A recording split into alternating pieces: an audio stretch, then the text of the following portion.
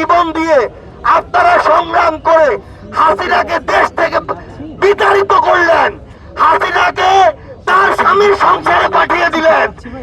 এটা ঘোষণাপত্রে স্বীকৃতি দেওয়া উচিত কিনা? আমরা চাই যে এই স্বীকৃতিটা হোক, এটার একটা লিখিত ডকুমেন্ট থাকুক। এটাই হচ্ছে আমাদের ঘোষণাপত্র। আপনারা রায় দিয়েছেন যে এই বিষয়গুলো ঘোষণাপত্রে থাকুক এবং এই স্বীকৃতিটা ঘোষণাপত্রের মাধ্যমে সংবিধানের কোনো একটা জায়গায় লিপিবদ্ধ থাকুক। তাহলে ৭১ যেমন আমাদের শেকড় হিসেবে সংবিধানে স্বীকৃতি পেয়েছে, ২৪ও আমাদের অস্তিত্বের লড়াই হিসেবে সংবিধানে ঠাঁই পাবে। আপনাদের সাথে আবার যে কোনো জুলুমের বিরুদ্ধে, খুনি হাসিনার মতো যে কোনো ফ্যাসিস্টের বিরুদ্ধে রাজপথের সংগ্রামে দেখা হবে।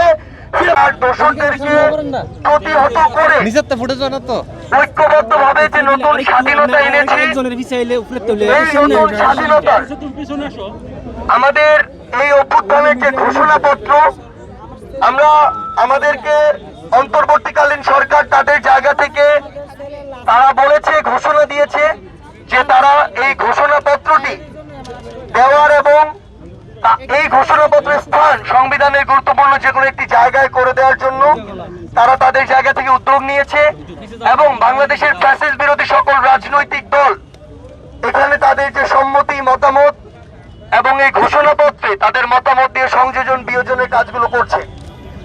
আমরা তারই অংশ হিসেবে আজকে বৈষম্য বিরোধী ছাত্র আন্দোলনের নেতৃত্বে এবং জাতীয় নাগরিক কমিটির যে সহযোগিতায় আমরা ঐক্যবদ্ধভাবে পুরো বাংলাদেশের প্রত্যেকটি জেলা এবং উপজেলায় যাচ্ছি। আমরা আমাদের জায়গা থেকে মনে করি যে স্পিরিট নিয়ে এই দেশের তরুণ প্রজন্ম এবং ছাত্র জনতা ঐক্যবদ্ধভাবে আমাদের এই অভ্যুত্থান প্রাথমিকভাবে সফল করেছে এবং খুনি হাসিনাকে দেশ ছাড়া করেছে। আমরা এখনো সেই স্পিরিট ধারণ করি। আমরা সেটা ধারণ করি কিনা? আমরা ২৪-এর অভ্যুত্থানের স্পিরিট এখনো ধারণ করি কিনা? আমরা খুনি হাসিনার ফাঁসি চাই কিনা? আমরা আওয়ামী লীগের দোষরদের বিচার চাই কিনা? আমরা শহীদ পরিবারের শহীদ মর্যাদা চাই কিনা? আমরা আহতদেরকে একেবারে স্বীকৃতি দিয়ে সম্মান দেওয়ার যে বিষয়টি, তাদের ক্ষেত্রে সেটি করা উচিত কিনা? আমাদের এই জুলাইয়ের যে ঘোষণাপত্র, এই ঘোষণাপত্রে আমাদের যারা রক্ত দিয়েছে, জীবন দিয়েছে, তাদের স্বীকৃতি থাকা উচিত কিনা? যে শব্দ নিয়ে এত মানুষ রক্ত দিয়েছে, জীবন দিয়েছে, সেই শব্দগুলো এই ঘোষণাপত্রে লিপিবদ্ধ করা উচিত কিনা?